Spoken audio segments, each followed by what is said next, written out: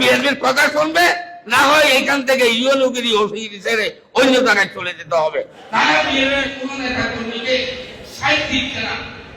BNP নেতা কর্মীদেরকে ঐক্যবদ্ধ হবে না, ঐক্যবদ্ধ হলে প্রশাসন বাধ্য হবে বিএনপির কথা শুনতে। বিএনপির কথা শুনবে, না হয় এখান থেকে ইউএনওগিরি ওসিগিরি ছেড়ে অন্য জায়গায় চলে যেতে হবে। তাদেরকে আর সুযোগ দেওয়া যাবে না। অনেক সুযোগ দিয়েছি, এখন আর সুযোগ দেওয়ার সময় নাই। এখন আমাদের দাবি আমরা আদায় করে নিতে হবে। কারণ আমরা যদি আদায় করতে না পারি, যেমন ধরেন আপনাকে আমি একটা এক্সাম্পল বলছি, বিডিএফএস একদিনের 7-5 সেটা যদি 5-12 ওরা করে জমা নিয়ে নেয়, তাহলে বিএনপি পুরো দাম থাকো। বিএনপি নেতা কর্মীরা জনগণের কাছে সুরক্ষা চাইল, সেই জন্য বিএনপি নেতা কর্মীদের সেই ক্ষমতা আদায় করে নিয়ে জনগণের কাছে আমি আমার দোকানে আমি আমার কোনো টাকা দিয়ে জনগণের কোনো বড় তো একটু ব্যবসা আমি আমার কাছে বড় দেবেন। সুতরাং এই কারণে এই উন্নয়ন প্রজেক্টগুলো আমাদের বিএনপি আগামী প্রজেক্টে যে প্রকল্প চালু হবে সেইগুলো আপনাদেরকে আদায় করে দিতে হবে।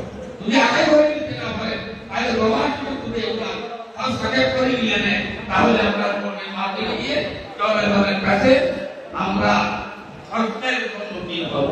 এটা আপনাদের জ্ঞান রাখতে হবে। যাই হোক, আমরা কথা না বানিয়ে সুন্দর একটা অনুষ্ঠান করেছে, সবাই মিলে যদি অনুষ্ঠান করতেন তাহলে আমাদের ভালো লাগবে।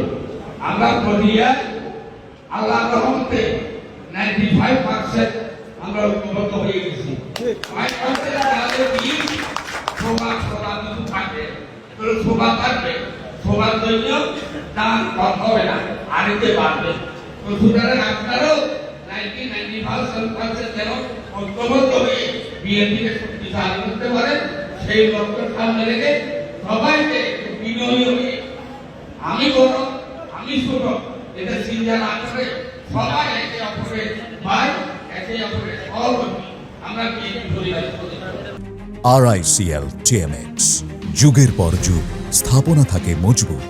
এটা মাথায় রেখে সবাইকে কাজ করা এবং কমিটি করার জন্য আমাদেরকে সহযোগিতা করার জন্য আহ্বান জানিয়ে আগামীতে এই সরকারের মহাকারান মাটি খাওয়ানিয়ার কাঠি সরকারের মহাকারান মাটি আমাদের নেতা তারেক রহমানের কাঠি, এই স্লোগানকে সামনে রেখে ঐক্যবদ্ধভাবে কাজ করা আহ্বান জানিয়ে আমি আমার বক্তব্য এখানে শেষ করছি।